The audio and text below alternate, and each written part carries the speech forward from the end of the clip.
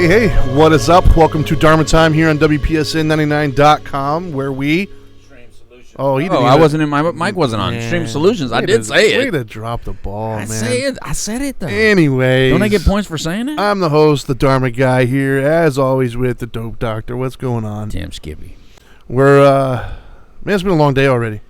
I'm already exhausted. Yes, I'm ready to go home. Yes, we were at it's nap time. You know it's my nap time. We didn't even post about it for those of you who follow us on social media. What? But we were at a meeting this morning. Oh, it's like I don't know what you call it, a town hall, a listening session. I don't know what I would call it, but the Governor DeSantis was there with his wife, along with some other local community people and business owners and whatnot. And I was gonna hopefully say it was a who's who, but it wasn't. Yeah, I didn't feel that vibe from it, but and I was gonna say that it was highly productive. But I'm going to reserve judgment. Yes. Although, if you want to hear more of our thoughts on it, something tells me on Friday on the Couch Live from noon to 1, we'll be talking about that. I'm pretty sure we'll have some sort of comment on it.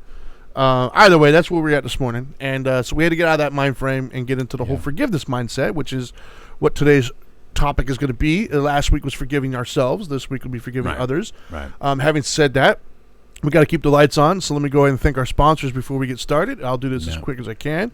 We got Retreat Behavioral Health, Journey Pure, and Gatehouse, all three treatment facilities that we work with not only as a foundation, but also as a radio station. We have Orange County Drug Free Coalition, which we were just kind of teamed up with them this morning doing some things. And, of course, the Now Matters More Foundation, of which we both have T-shirts on today. He is the founder. I am, of course, the president. You can see more of what we do or donate at nowmattersmore.org, or you can call at 833-NOW-MATTERS. That's 833-NOW-MATTERS. And last but not least, as far as sponsorship is concerned, we have Sports Subaru South, who has an event coming up from November 15th to December 31st of this year, where any car you purchase will then result in $500 being donated to the foundation where we help save lives. So thank you again for that. I'm looking forward to it. And as always, you can follow us on social media at WPSN99, at the Dharma Guy, and at the Dope Doctor. Wow, you're just getting so good at that. Trying to. Well, I have a cheat sheet here too, by the way. Oh, God, man. So. But even then, your delivery is just, I'm doing my best, man. I'm doing my best. Yeah. So, today, talking about forgiveness. First of all, it's hot in here. I just want to point that out. It's hot. and my nemesis over there. Do you forgive him? Yes, I forgive him. Okay. It's hard, but I do. Okay. Anyways, so last week we talked about forgiving ourselves. For those of you who have not seen that, by all means, you can go to youtube.com/Dharma Time and you can watch that and get an idea for our perspective, if you will, on why forgiving ourselves is important and how to do it. Just go to WPSN99.com and that too. Look up Dharma Time. You can just find us somewhere. As long as you find us, that's all I care about at this point. And share it. Share it with your friends. Tell your friends. Tell your buddies. Tell your neighbors. Where are you? That's right. Anyway, so forgiving others. We touched on it a little bit last week, but we wanted to save it for this week. You kept on correcting me. Well, it's it's a subject I think that evokes passion, I believe, in a lot of people. Because once again, that's one way to call it. when I would have groups, once again, when I would talk about forgiveness, right, it was always two groups. It was always they immediately thought of something they've done that they don't deserve forgiveness for, right? Or they thought of somebody or something that has hurt them so badly that it does not deserve forgiveness, essentially. Yeah, screw that dude. Yeah. And the other thing I always hear a lot, which I think we're going to touch on here in a little bit, and that is they don't deserve my forgiveness. I hear that a lot. And you know what? Let's just start there, actually. Why not? Start there. That's a great place to start. All right.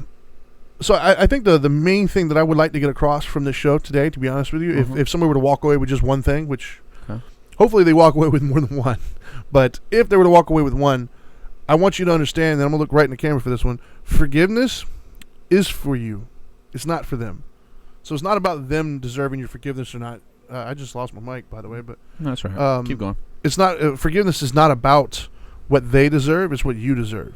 Right. And so for me, and I'll get into my story of forgiveness here in a little bit, but it took me a long time to learn that because I think I fell into that same trap. I think a lot of others do, and that is you don't realize how much walk around with that kind of inside you poisons you.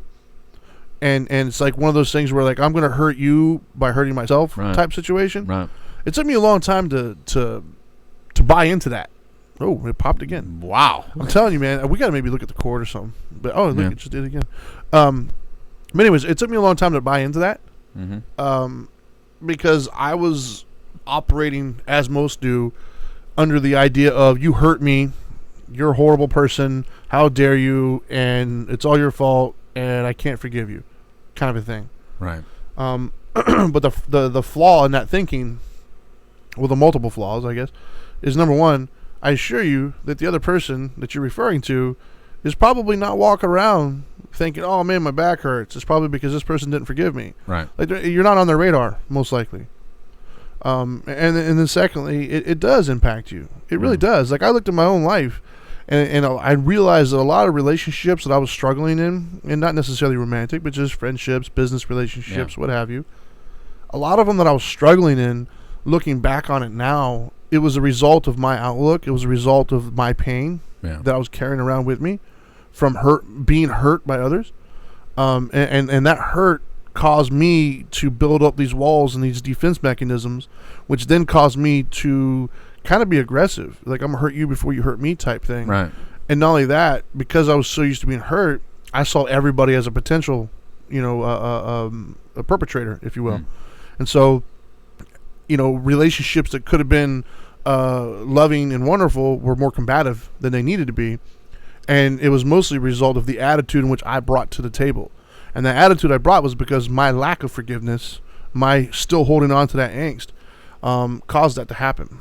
And I also, the other mistake I made that I think a lot of people make as well, and I'm not sure if I'm honest, I'm not sure if I have the best answer right now. I don't know. We'd have to get into it maybe. But for years, I thought my anger and my lack of forgiveness fueled me. Like, I thought it fueled me. I thought it gave me power. Like, I thought it gave me the internal fortitude to get things done and accomplish things. And looking back, I don't think so. Like, I think it cheapens my accomplishments, to be honest with you, because I don't want to give power to that. That means then that person who hurt me is responsible. No, like, I did that. I overcame those things and did them. Right. And so the idea of me giving all the glory to that kind of it just didn't sit right with me. Having said that, I've had this discussion with people where people have come up to me and they said that to me, like, no, that gives me power, and that is one of the hardest discussions to have, is to convince that person that it's not actually giving you power. Yeah. That's a hard conversation to have. And I do my best, but I don't know if I've gotten to the point yet where I have the perfect response to that yet. Because it is a hard one, man. It's a gray area, because it fueled me for years, or at least I thought so, Having said that, I think it unskillfully fueled me, and it probably brought more trouble than it needed to, along with the successes. But man, when you're in the middle of it, that's a hard thing to distinguish, Well, when you say that, it kind of makes me think of, I don't want to be fueled by that, Yeah, that too. Because then I become dependent on the wrong kind of fuel.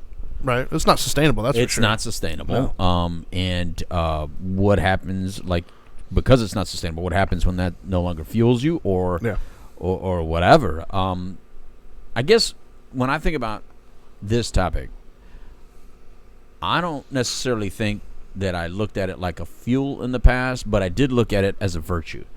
I did think that by not forgiving you, somehow I had learned some lesson that was necessary to move forward. Right.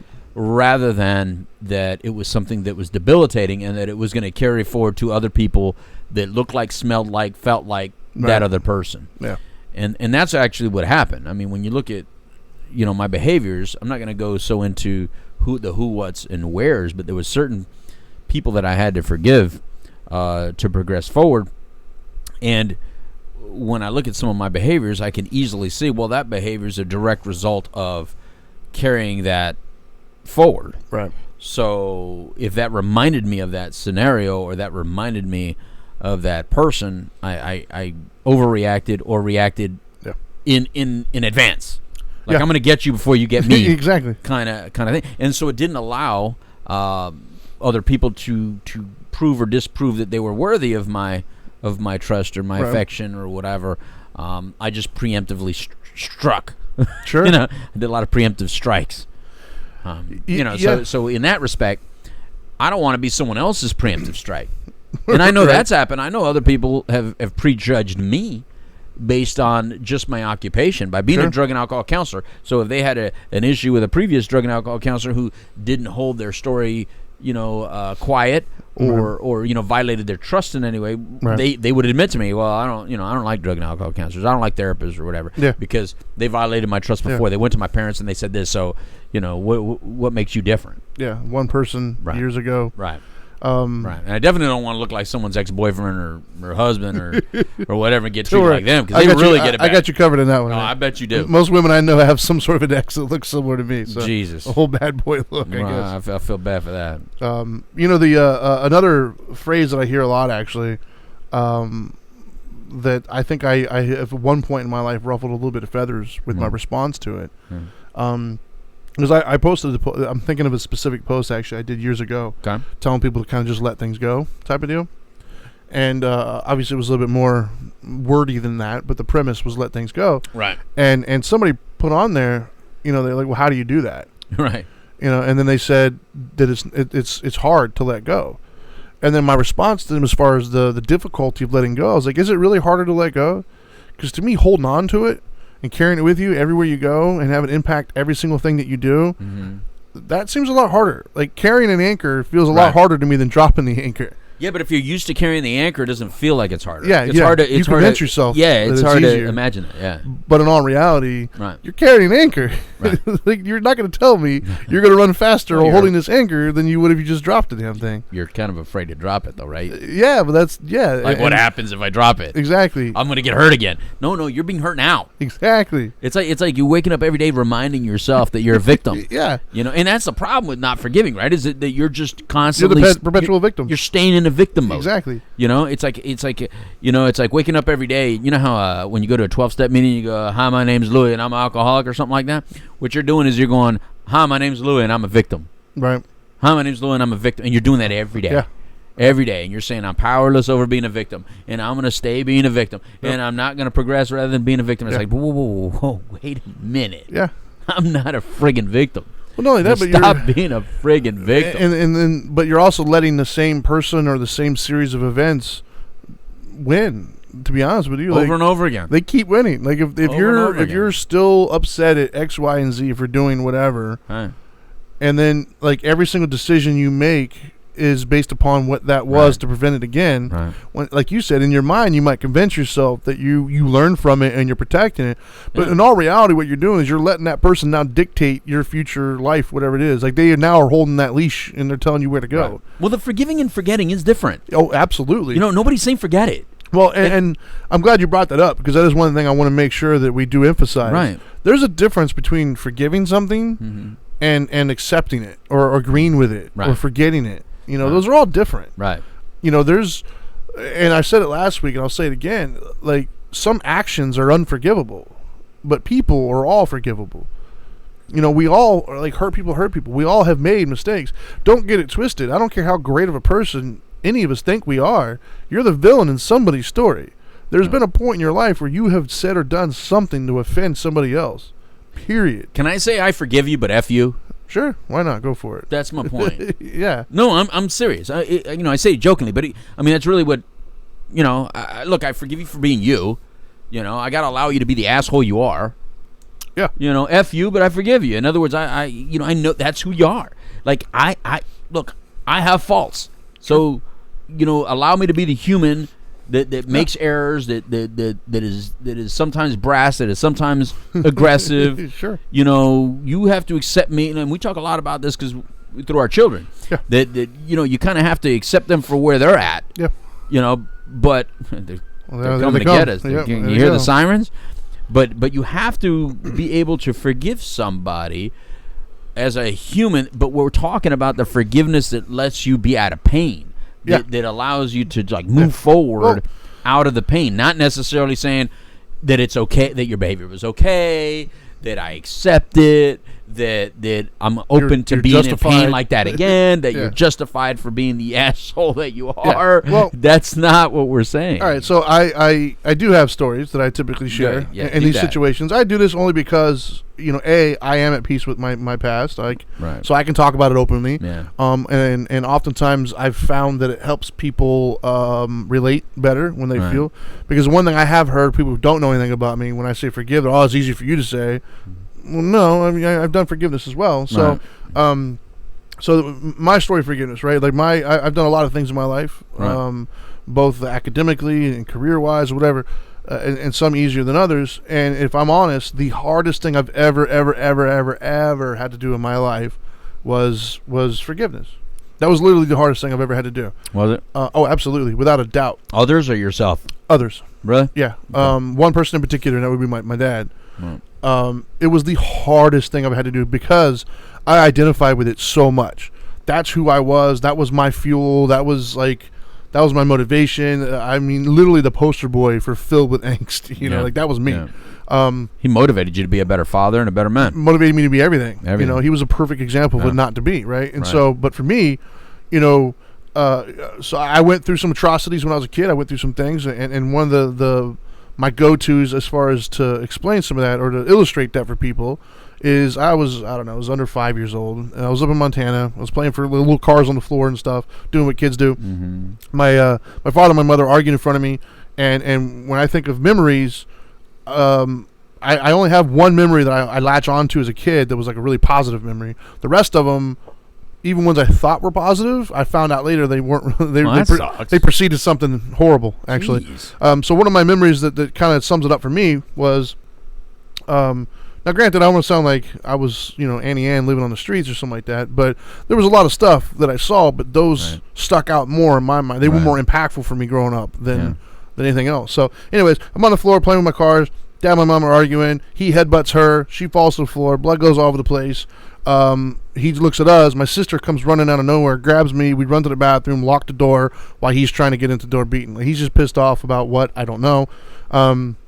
But either way, those are the kinds of things that I watched when I was a kid. And so when we left, eventually my mom got us out of that situation. We came down south, to Florida, and my dad would do what, as an adult, I realize a lot of dads have done, is he would call. I think he called like a couple times, made some empty promises about how he was going to get me this and get me that. I would look forward to it, and they would never show up. Oh, you were that kid in that window? Yeah, pretty much. No. I actually specifically remember he promised. This is going to date myself, but he promised to give me a jean jacket, a black one and a blue one. Okay. And I really wanted them so badly. He promised to get those to me. And of course, it never happened. My mom ended up buying like one of them and trying to act at first if it was from him, and it came out that it was actually from her. Good woman. Yeah, I mean, she did the best she knew how to do at the time.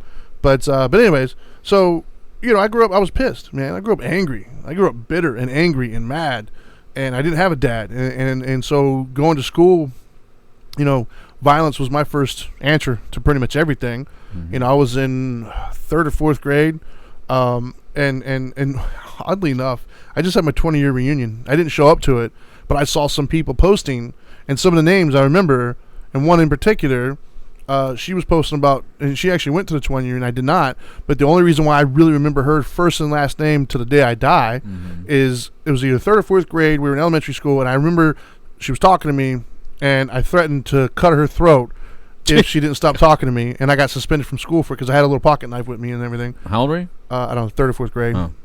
But anyways, my point in saying all this was because of that, I was just filled with anger. That's who I was. My identity was that. And so growing up, I got into all sorts of stuff I shouldn't have gotten into, gangs and just any illegal activity. I was like, yes, I'm down for it. Especially if it involved rage and violence. That was it. And I was proud of my rage. Like I wore that as like a badge of honor. Like, look how rageful I can get. Look how intimidating and how mean and violent I can get. But what I didn't realize at the time is I was also ruining everything that I touched. Like, I thought it was propelling me forward. And I had this laundry list of accomplishments that I did. I mean, shoot, I bought a house at 21, man. Like, and I was making, was 19 years old. I was making over 60 grand. Prior to that, when I was still in high school, like I was number 2 in charge at the Chamber of Commerce right down the street in Deltona. Like, so I had all these lists of accomplishments. So I'm thinking I'm doing it. And so, for me, it was a hard moment to kind of address forgiveness, right, for my dad. And prior to that, there was no shortage of people, mind you. I had tons of people in my life who were older saying, look, you know, you're going to have to let that go. You got to forgive it, blah, blah, blah. And I was like, man, screw you. You don't know anything. You don't know my life, that kind of thing. And so for me, I think I don't know the catalyst. I have a couple moments in my mind that I go back to. But I think what at least got me open to this catalyst was my daughter.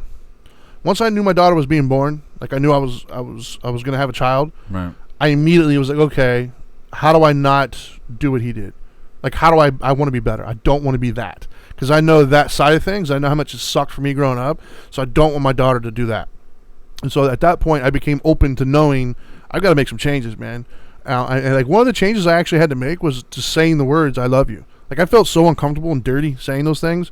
And that's an example of not being able to forgive what it does to you. Like it poisons everything. Things that you should be cool with, you're not cool with. And there's no reason for it other than you're just holding on to this stuff, right? And so, aside from learning how to say I love you to my kids, I had to forgive him, right? And so the way I did it, and spirituality was, I can't deny that spirituality is a major component, but for me, the way I was able to forgive him was, okay, I don't think when my dad was 10, 12, 13 years old, and if somebody were to say to him, hey, when you grow up, what do you want to be? I don't think his answer was, I want to grow up to be an asshole who beats my kids and my wife and stuff. Like, I just don't think that was his goal in life. I think he ended up there somehow. And so what I had to do is I had to address his pain as well. I had to address the fact that he grew up, he was born in the 50s, so he grew up in a time frame and in an area in the Midwest where certain things were just kind of acceptable. Beating your kids, beating your wife. Back in those days, it wasn't as mainstream as it was today as far as being bad. Something that you didn't talk about. If you saw it, you turned the other way. It was kind of accepted almost, you know. And so he grew up. I believe his dad was in the military, so I you know, that right there tells you military dad, and that in that time frame probably was a ball buster. And so he probably grew up with a lot of pain, a lot of trauma, didn't know what to do with it. And as he got older and got into his teens and early adult years, you know, we didn't have the internet back then. And this idea of men being in touch with their feelings and kind of addressing all that stuff was not, you know, you were a pussy if you did that, basically. That's what it boiled down to. So not only could you not do it publicly, but then you also didn't have the luxury of like reading books or looking online. It just wasn't talked about. Right. And so he had all this pain inside of him and no way to get rid of it. And then along comes a baby. Now you have children, I have children, and my kids just so happen to be colicky when they were younger. I don't know if any of your kids were colicky, and if you're watching this, you know what I'm talking about. Colicky babies, they will test your patience, man. They will, and there's nothing they're doing. It's just, you can't help them, and you don't know what to do. Right. And you're trying to stop, and you can't. There's nothing. You just got to let them cry and let them fuss. And, you know, it's very frustrating and hard to deal with skillfully. And so, you know, my dad already dealing with these things. Then it comes along a baby, and all it does is exacerbate the situations. They're not going to magically. No, it's going to get worse. And so he took it out on everybody around us. And so I first had to address his pain, and then I had to empathize. Empathize in the sense of, okay, well, at 19, 20 years old, I was filled with a lot of anger and rage. What would have happened had I had my kids at 18, 19, 20, as opposed to 28, after I've already started to find spirituality and everything else? Right. Well, I would have done the same thing, if I'm honest. I know who I was at that time. Mm-hmm. Dealing with a colicky baby at 19, I would have hurt my kid. It wouldn't have been on purpose. It would have been one of those situations where I would have been so frustrated that I would have shaken. Yeah. I would have been so angry. Like, why can't I get you to stop? And my rage would have taken over, and I would have accidentally hurt my kid. And that doesn't make me a bad person. Like, I'm looking at myself. I'm not a bad person, but I would have done that. And so if me thinking myself as a good person would have done that act, then how can I think my dad is automatically a bad person who did a bad act. Maybe he's just a good person who got lost along the way and made some poor actions. Yeah. So I'm not forgiving his actions by any means. What he did was horrible. I went through stuff no kid should ever have to go through. Having said that, he still deserves forgiveness, and so that is how I personally approached my own pain and my own forgiveness. And so when I tell people to forgive, I've done it. Right. Like, I know how hard it is. And that was, dude, you don't understand. That's how I identified, man. That was me. I owned that. I ran with it, and I turned it into fuel. I achieved so many things. Like, what about the abandonment of it? What do you mean? Because you've addressed the violence of it, but what about the abandonment? What do you mean? Him just not being present. Yeah, that wasn't as impactful, I don't think, because my mom was so there. Like, I gotta admit, dude. Like, yeah, you did sports and everything. He wasn't at any of the stuff. So yeah, but my mom was at everything. Okay, and so I think for me, even though she worked full time, yeah, man, dude, I never felt I never felt neglected by my mother. Wow. My mother made sure I never felt that neglect. That's cool, because she was always there for everything. She was always, she always made sure I knew that she loved me and she was there for me. So thankfully, like, I don't know how. I mean, because she has her own story, and so I think she knew how important that was, and so she went way out of her way to make sure I never felt that neglect. But so anyways, my point in all this, though, is forgiveness is a real thing, and I didn't realize it was destroying everything around me. Most of the people around me never got to see the tender side of me. They never got to see the insightful side. They never got to see the loving side, the person who sits here now that wants to help other people. They never got to see that side because they couldn't get past the anger, the frustration, the rage. And that wasn't because that's who I was. No, that's who I learned to be through my lack of forgiveness. And so that's why it's not for them. When I forgave my dad, I didn't call him up. I didn't go seek him out. It wasn't for him. It was for me. It was for me to let that go. And so back to the point you were making, as far as you could say, I forgive you and fuck you. Yeah. Yeah, like, if I saw him today, like, back in the day, I would have hurt him. Yeah. There was no doubt in my mind. Yeah. I would have hurt him. Where I'm at now, I no longer have that desire. If I saw him, like, tomorrow, and I just walked around, I saw him around the corner, I'd literally have nothing. I'd be like, oh, okay. Right. I wouldn't have angst. I wouldn't have love. I would have nothing. He's just, that's a guy. He gave me, because of him, I'm here. For that, I'm thankful. But, I wouldn't try to build one, and I wouldn't actively avoid one. Right. Is what I guess what I'm getting at. And so you can forgive somebody without bringing them into your lives. Like, I have no desire to seek them out and hang out with them and rebuild a relationship. No, I don't have any desire for that. But I also don't walk around hating them every day. I just don't care. Like, it is what it is. It's part of who I am. Right. I like who I am. I wouldn't be that without all the things leading up to this point. So for that, I'm grateful. Right. But it wasn't until I forgave that I was able to move on. And I think that's the message I want people to take from today is forgiving somebody. I'm not going to argue with the impact that it had, how hurtful it was. That's a given. We know that. But you got to stop hurting yourself. You got to stop allowing that person, whoever it was, to continue to hurt you. You got to at some point put your foot down and say, no, I'm not going to let this happen anymore. I'm going to move on in spite of my past, not because of my past. And it's easier said than done, for sure. Absolutely. Like, I'm not going to sit here and try to convince anybody it's easy. Literally, I've got 4 kids at the house. I've got a marriage. I've got businesses that have worked, businesses that hasn't worked. Right. I've had broken bone. I've done all sorts of stuff in my life. The hardest I've ever done is forgiveness. It's an emotional thing. Mine didn't feel as hard. Yeah. For the others, no. To me, forgiving myself was a lot harder. That's why the last show was a lot more my speak, because forgiving others, the main character that I'm going to use one that's still in my life, which is my brother. Because one thing is forgiving somebody who's no longer in your life. The other one is forgiving somebody who's that's still there, right? For sure. So for my brother, and he knows this, I just blamed him for everything. Right. Still do. He was highly aggressive. But I like what you did. See, what you did is similar to what I did to how to let it go. So maybe that's part of the deal, right? Whereas I kind of identified what could possibly make him the way he was to me. Right. Well, number one was, him and my mom were so close, and I hated them both at some parts of my life because they were so damn hateful to me, is the way I felt. But it's because my father was gone, and my dad is a military guy. gone all the time to some sort of conflict or whatever. Right. And, my brother was the goodbye and I was the welcome back from Vietnam, right? So, so my mom and my brother had this bond that when my dad was in Vietnam, they just had a bond. Right. Now, mind you, remember, my mom's not from this country. Right. So she's in the United States with this little baby boy, brand new, young girl, in her very early 20s, with her man gone somewhere, and everybody's coming back dead. Yeah. Right? So I can imagine what it must have been like for this woman to have this baby in the United States, barely spoke English, that's spoke her English whole world, very well, right, and that's, so her whole world was that's Jimmy. Her whole world, yeah. So then here I come. Now Screwing Dad's back. up. Yeah, Dad's back and Louie's here, and I'm getting treated special. So I can see why my brother got aggressive to me because my brother, I got everything my brother didn't get.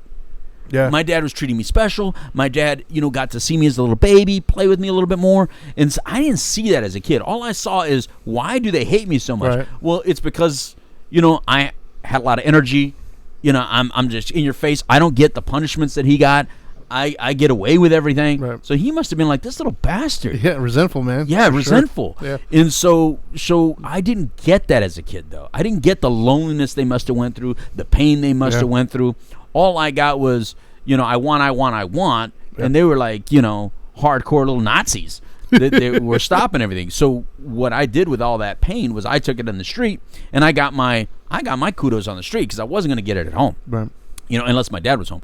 So when I became violent on the street and did all the stuff that I did, it was just because I wanted to feel like a man. I mean, because at home I felt like a little bitch. Right. So I didn't like that. So I went out there and got my kudos out there. What I was good at is I was good at getting what I wanted. Right. I've always just been good at getting what I wanted. So if I needed $5, I knew how to get $5. If I wanted to get girls, I knew how to get girls. If I wanted to get substances, I knew how to get substances, and I knew how to connect people with what they wanted. So I obviously grew my value on the street very quick.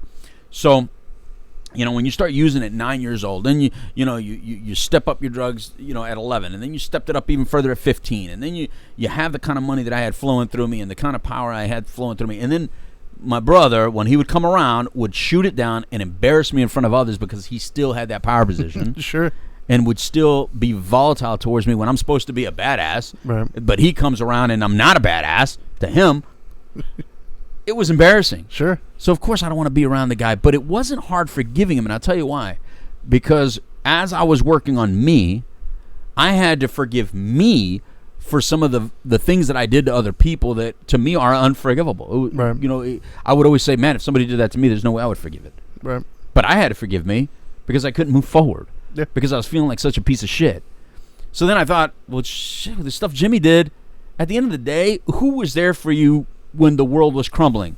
The same guy that was abusing me was also there for me. The same guy that was also making me feel like crap was also my biggest fan. So the few words that he did use, Jimmy has always struggled with being able to identify feelings and emotions. But at the end of the day, if I had to be honest, that guy has been in my corner. He's had my back more than anyone in this world. And so at the end of the day, I had to forgive him because I knew he just didn't know how to love me. He didn't know how to be supportive all the time. Yeah. And so the little things like burning my face in the toilet, which I don't know if I ever told you that story. Burning my face in the toilet, putting knives to my throat, telling me he can kill me at any time. Don't say anything because if I tell on him, he's gonna slit my throat. Drowning me and making me come up out of the water, throwing up water. He could say all day long, you exaggerate, but that was his coping skill. Right. I wasn't exaggerating. That shit happened. Right. You were an asshole, but at the same time, you were a kid in pain, and I forgive you, and I love you, and I understand. And you know what? Like you said, you don't know what you would have done different. You probably would have done the same thing. You know what, man? I was worse to other people. Yeah. So I was a bully. Of course I can understand what you did to me because I did worse to other people, and I have to forgive you because I want you in my life, and I know that you love me more than anybody. And at the end of the day, if I ever need anything, Jimmy, you're there. And that's why it was easier to forgive that. Now, again, to me, it was forgiving myself, which is more difficult. Yeah. Because I didn't have some of the reasons he had other than, okay, so I was a victim, so I went out and did it. Right. That's, you know what I mean? That's as beefy as I got. You know what I mean? I think even in my case, one of the things that made it, the few things I think that looking back made it harder was number one, him not being there. because I never got to see the other side. Yeah. I never got to build a relationship where he became a sympathetic figure to me. That's why that sounds harder to me. So for me, all I knew was that. Yeah. And we left. I didn't see him again since I was like 5. Right. Like from 5 on, I never saw him. Yeah. So as a 18-year-old kid who hasn't seen his dad since 5 and never, like, I never talked to my mom about him, like how they met and like the softer side of it. Like I never cared. Right. And so all I knew about him was my memories. Yeah. And so it's very difficult to try to place that person. I had a very hard time not only seeing him as a sympathetic figure, but also for me, the difficult part, and I think a lot of people can relate to this, and we said it earlier, is me not being the victim. Like I felt by me making him sympathetic, I was no longer victimized by it. Mm-hmm. And so it took me a while to learn 2 things can be true. He can be a sympathetic figure who was hurt and hurt others, and I can still be somebody who was hurt by those actions. Right. Like both can be true. It's not a one or the other. And I think I had a very difficult time understanding that both can be true. Because only thing I wanted to be true was he was an asshole and he hurt me. That's it. I treated a lot of guys like your father, though. In my counseling career, I've treated a lot of guys like your father who would sit in on my couch and tell me that how they feel horrible and all these things that they were going through and that they wanted to speak to their children but couldn't. Right. And I would always be like, why don't you call them? They go, nah, they're better the way they are. They would always kind of justify how it was better to just leave it alone. Yeah, I don't know what his... They would never go back into... And I think about all those kids. Man, there's so many kids that I've heard their stories. Yeah, it's still today. That never heard from that dad or mom. Yeah. And they're sitting on a couch like mine saying, it's better that way. Yeah. That's hard, man. And I don't know if that is better that way. I don't either. I don't know. But it was hard to hear. The only other interaction I had with him from the age of 5 on was, if I remember correctly, I was right around the age of either 13 or 15, somewhere in that general area. I found out that my grandmother, his mom, took him in, and I knew he was there for a certain amount of time. Right. And so I called my grandmother. I was pissed at this point because, once again, everybody's circling the wagons, but I'm like, hold up. Like, what about me? Like, nobody cared about me? I was a kid. I understand her, it's her son. I get all that. And I understand the loyalty there. But why at my cost? Like, I was a kid. I had nothing to do with any of this stuff. Like, Right. Screw you guys. But anyways. I did. I was hyperactive, and I was like in your face, Oh, I'm sure I was a little shit. So I earned a lot of the crap, I'm sure. Well, I didn't earn anything up to 5. You didn't earn any of it from him. Up to 5, I was nice. After 5, okay, I was a little shit at that point. Dude, I ditched school at 4, so, who ditches school at 4? Yeah. You know what I mean? So I clearly was problematic. Sure. I would hate to have to parent me. Yeah. I'm so glad neither one of my 2 kids. Oh, my mom exactly will tell you. Like trust me. I went through it. But no. So my only other interaction with him was right around that age. So I called my grandmother and I asked her. I was like, "Hey, have you seen him?" And she said that she saw him, but I knew he was there for a while. So I asked her a little question, and she failed miserably. She lied to me, and so I got really mad. And I was like, why are you picking him? Like, it was emotional. I was very angry. Like, why are you, you're supposed to be my grandmother. Like, and you're picking him, this person who hurt my whole family, over me? You're lying to me now for this person? It's your kid. Yeah. Well, I mean, I know now as an adult, but at the time, it hurt, And then, and he got on the phone and tried to scold me for yelling at his mom. And that was I was like 13 to 15, and I let him have it. And he got off the phone very quickly. I mean, it was a very quick one-sided conversation. He said one thing, like he's my dad or whatever, and I just completely bulldozed him. He got off the phone, gave it back to her, and I never spoke to any of them since. That's the last time. That's the last time I spoke to any of them. Any of my family. Wow. Other than my mother, of course, and my brother and sister, I still occasionally. I'm guessing that grandmother is now passed? Yeah. But anyways, so the forgiveness thing is a very real thing, and I think that for me, that's what made it difficult. Yeah. And I think others can relate to that. I think others can relate to both of us. I think, that's why I think last week's show and this week's show are both important. Like, forgiving yourself is probably the most important work you can do because you're living with yourself. You have to. But I think equally as important is forgiving others, because not forgiving others, man, it ruins you. You don't see it, but it ruins you. It ruins your like. It's like looking through the world through fractured glasses. Mm-hmm. You know what I mean? Like, you're always going to see, like, to you, that little, like, distortion is going to seem normal because that's what you're looking at. Right. You're not realizing, like, that's not normal. Like, if you look through it through clear lenses, it looks a completely different way. And the problem, what people don't realize, is by not forgiving either yourself or others, every single thing you come into contact with, you're looking through that fractured lens. And you're convincing yourself that this is normal. You're convincing yourself all the turmoil, all the stuff that's surrounding you is all normal. And no, some of that stuff can go away. At least your perspective can, through forgiveness. Right. You know, and that's a hard lesson for a lot of people to learn, man. And it's the absence of learning. I mean, you know, because there's so many different. I mean, everybody has different stories, right? So there's some stories that you have nothing to do with, like sexual molestation or something like that. You had nothing to do with your scenario. You were a little kid. It was a father. You had nothing to do with it. But there's a lot of people that aren't forgiving somebody for things that you did have some responsibility in the deal, right? And you're still not doing it, right? You know, I think that no matter what your story is that the things that you are saying right now, Trinity, are still truths. In other words, it's still going to hold you back. Yeah. By not being able to somehow let that go in a very healthy way doesn't make their behavior any more okay. It just allows you to move forward without the anchor. And I think that's the part that some people are thinking, no, you don't understand. This should never be forgiven. Well, the other thing that I hear a lot, and it kind of coincides with that, I think, I'm going to expand on that just a little bit. The other thing I hear a lot, both with forgiving ourselves and forgiving others. Yeah. There's a phrase that I hear consistently that it just kind of bothers me, and that is, they should know better, or they knew better. And my answer to that is typically why. Right. Like, we could argue that, like in my case, my dad should know better. Right. Why? Where in his life did somebody come in and correct that? They didn't. Right. I don't know that he knew better. I have no clue. Why do I automatically assume that he did? And whether he did or didn't, how is it going to benefit you to believe otherwise? Yeah. There's no benefit. Or even me as a little kid. Right. I'll tell you right now, I didn't know any better. I had no clue, man. I was filled with so much hurt and so much pain and trauma and just stuff I was filled with. And nobody pulled me to the side and was like, hey, this is how you handle that. Well, I just dealt with it the best way I knew how. So all those people I hurt when I was a kid, they could, he knew better. No, I didn't. No, I'm gonna take it even further, Trinity. I'm gonna say, how about now?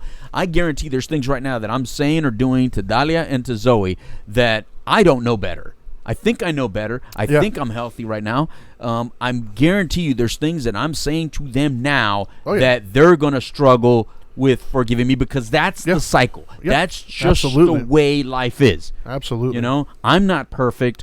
I'm going to parent the way that I best can figure out how, or I best feel how, but it doesn't make me correct. We're all doing our best, and we're all failing miserably. Absolutely. What did Mindy say? There's a Facebook. She said, whenever I think I've fully forgiven my abuser and those who enabled them, something new comes up within me these days. Finally living the sober life and feeling the things. 264 days. Congratulations, by the way. Congratulations. Right on. 264 days. Yeah, no, that's awesome. Sweet. And then she said, truth, my husband gets the raw deal with me right now. Yeah, but like I said, I hear that so often, though, is I just hear the things I hear when it comes to forgiveness is they don't deserve it.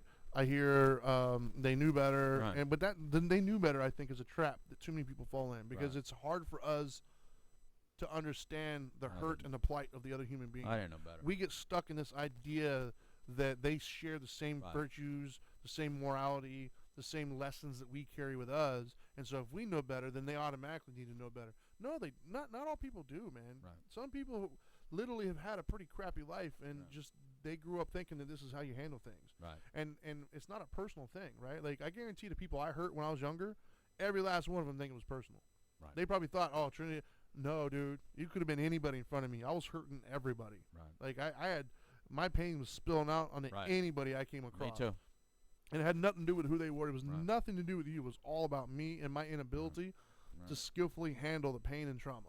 And as healthy as we are, Trinity, I mean, we still are there's still some circumstances, I think, at this point that we still are going to carry those on. My perspective is completely skewed by my experiences in my life. Of course, that's it. I cannot have a perspective that is unskewed or not skewed, because it just is. Yeah. And if you're listening and watching this, you have a perspective that is skewed by your experiences in your life. So we all have to kind of forgive each other, because it's impossible to 100% be perfect or 100% please everybody around us at all times. Yeah. So excuse me for my imperfection and for my humanness and for my skewed views. There's a reason why there's a terrible towel there. I'm skewed. I'm a Pittsburgh Steelers fan. So no matter what, the teams that we play, I'm going to believe otherwise. So when there's a play that should go the other way, I sometimes view it that it should go our way, or at least understand why it did go our way.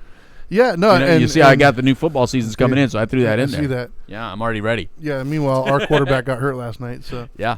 But anyways, no, I agree with that. Like, I've got kids and a wife, and those are probably in my life the most unskillful I am is at home with my wife and with my kids. Oh, for sure. There's nowhere else in my life I'm that unskillful. Right. And it's not intentional. It's just, there's emotions involved. There's baggage there. There's expectations on both sides, and like it's a hard thing to get right. The more I love you, the less skilled I am. Yeah, that's me. Because the more emotion involved, and for some reason I expect a lot more from people that I'm emotionally attached to. Right. So my expectation of how you should behave and how you should know things. Is tremendous. Yeah, and I think that even in our own home lives, right? Like, we're both married, and if we weren't able to forgive, our marriages probably would have ended a long time ago, and vice versa. Then forgive us. And luckily, they're able to forgive. That's what I'm saying. And then forgive us. Dana, you're a friggin' saint. Yeah, that's all I guess. But yeah, but she doesn't watch this, and I forgive her. Yeah, mine doesn't either. So, but that's the thing about forgiveness too, right? Is it has to be done all the time. Yes. Right? It's not one of those things where you forgive once and you're good to go for the rest of your life. No, forgiveness is something you do every day, all day, to be honest with you, because there's always going to be something that somebody's done to you, or you remember something that happened, or you find yourself holding resentments towards something or whatever. We're imperfect human beings, and so sometimes our minds will wander or whatever. So forgiveness is not something you're like, well, I already did the forgiveness. Well, do it again. No, you might relapse and need to forgive that same person again. Do it again. You might relapse. And forgiveness is an ongoing thing, and you deserve it. Yeah. Right? It's not about the other person deserving. You deserve the forgiveness. Yeah. So you deserve your own forgiveness, and you deserve to not walk around with that anchor that you're carrying for other people. Right. You deserve both. Let it go, man. And stop convincing yourself that it's hard to let go when holding it is even harder. Right. You've just gotten used to it, and you've convinced yourself that, it's like the frog in the pan. You know what I mean? Like, you convince yourself, oh, this is okay. No, it's getting worse by the minute. As time progresses, it's getting heavier and heavier. It's affecting more and more relationships, more potential opportunities, more everything. Like, don't convince yourself that the status quo is okay, because it's not. It's getting worse. And like JoJo from the Lemon Squeeze, another show here on WPSN99.com, like JoJo says, you have to speak your truth. Yeah. You have to continue to speak your truth. And if they don't want to hear it, they don't want to hear it. But you shouldn't be silenced by it. Part of the whole forgiveness process, I forgive myself for being silent when I was silent, but I'm no longer going to be silent. That's how I don't have to go back and forgive myself anymore. I'm just not going to be silent about it. And if my speaking of it hurts you, I'm sorry. That's something you got to deal with. But I have to speak it, because that allows me for it never to happen again. That also allows me to hold myself accountable, that once I said I forgive you, then let it go. Yeah. You know what I mean? Because now I spoke it. But that doesn't mean that it should never be talked about. I like what you said earlier. It says, the reason we can share our stories, Trinity, you and I, of so much pain is because we have dealt with it. Yeah. It's no longer painful anymore. Yeah. And, from the horrible things that happened to me before 4 years old to the things that I think aren't as horrible now, even though my brother probably thinks that that's the thing that I think is the most horrible in my life. It's not the most horrible thing, Jimmy. It's just that you were the easiest one to lash out about it. Sure. But more horrible things that happen, and I forgive those. It's like whatever. It's like I'm not gonna sit here and re-victimize myself. I am not a victim. It does me no good. Nothing. It doesn't benefit my life in any way, shape, or form. No. It doesn't propel me forward in any way. No. It doesn't enrich my relationships with myself or others. But it did make me a better overseer of very small children. I knew I didn't want someone babysitting my kids. Yeah. Yeah. I knew that. Yeah, I'm very aware of those things these days. And I don't blame my parents. They both worked. So, I don't blame. We had the nanny for a reason. Right. I get it. But my kids weren't going to have a nanny. No, absolutely not. But yeah, man. I mean, it's I just can't stress how important it is, man. Right. It really truly is. Like people, man, they don't realize how much holding on to that really affects them. And you kind of touched on something too, and that is the way you know if you've forgiven or if you need to continue to do so is if you can't discuss it openly. Yeah. If you're not comfortable, and I'm not saying be proud of it. I'm not saying stand up and do like we do, put it out there for the world to hear. You don't have to do that. No, but in certain moments, if that's a hot button for you, that anytime it's mentioned, or like a perfect example, before my my comfort level, before I forgave, before I addressed all that, right. If anybody in my life were to compare me to my dad or tell me that you're going to be like him or whatever, those were fighting words instantly. I did that to somebody. Yeah. Those. We're not discussing anything right now. We're not getting. No. I'm coming after you, and it's going to hurt. Because it was so sensitive to me. That button was so huge that if you just even got near it, we're fighting. Dude, I accidentally did that to one of Dana's uncles. Uh-oh. I did not know. No, I did not know. I simply, I didn't know the whole story. Sure. I didn't know the background. All I said is, from pictures, I said, man, you look just like your father. That's all I said. Yeah. And he didn't say anything to me, but everybody else said, uh-oh, you have no idea what you just did to him.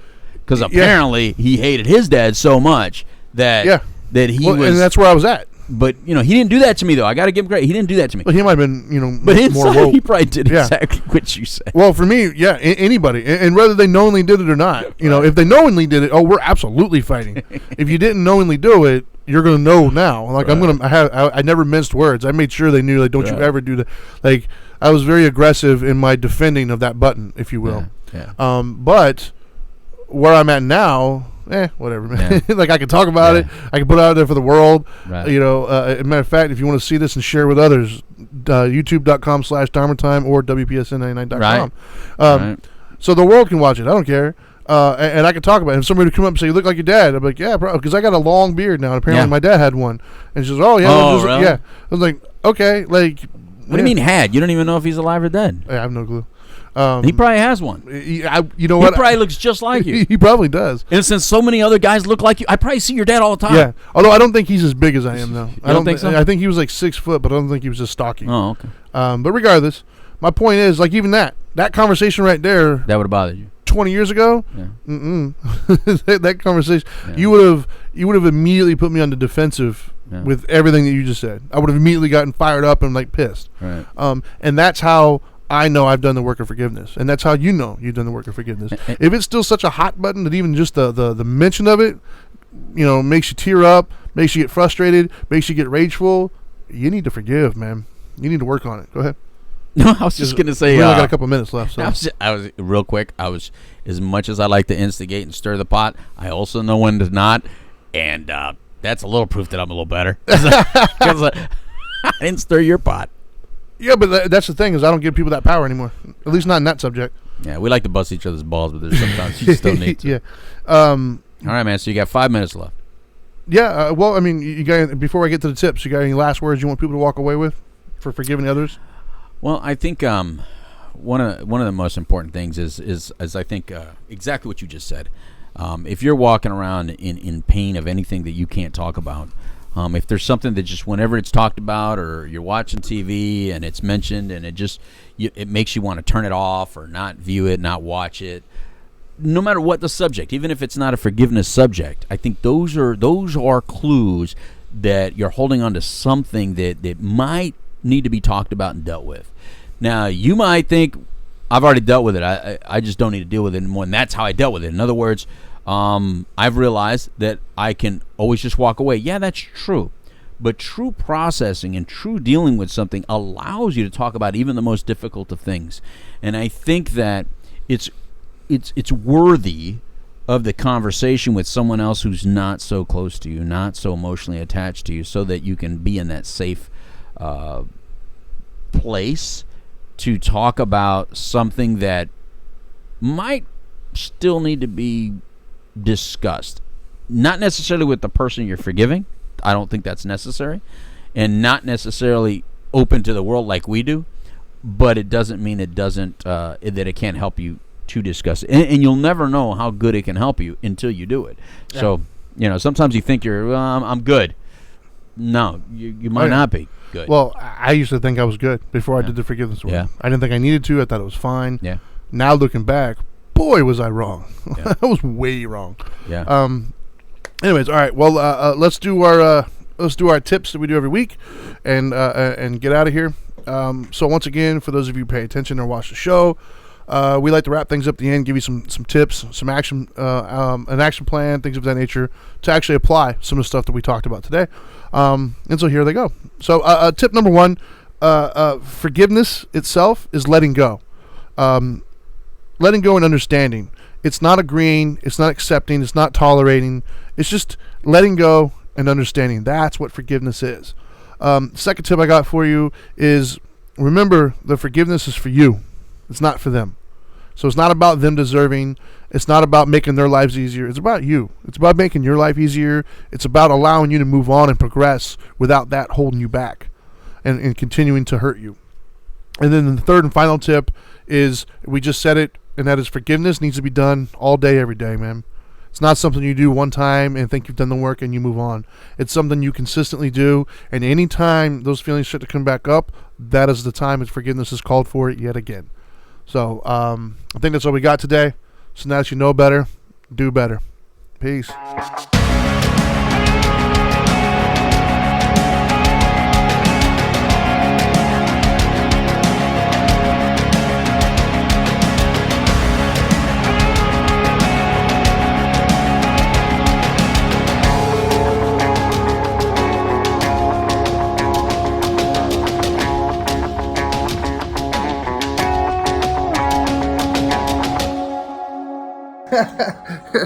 Are you still here? What are you doing? I told you, go do better.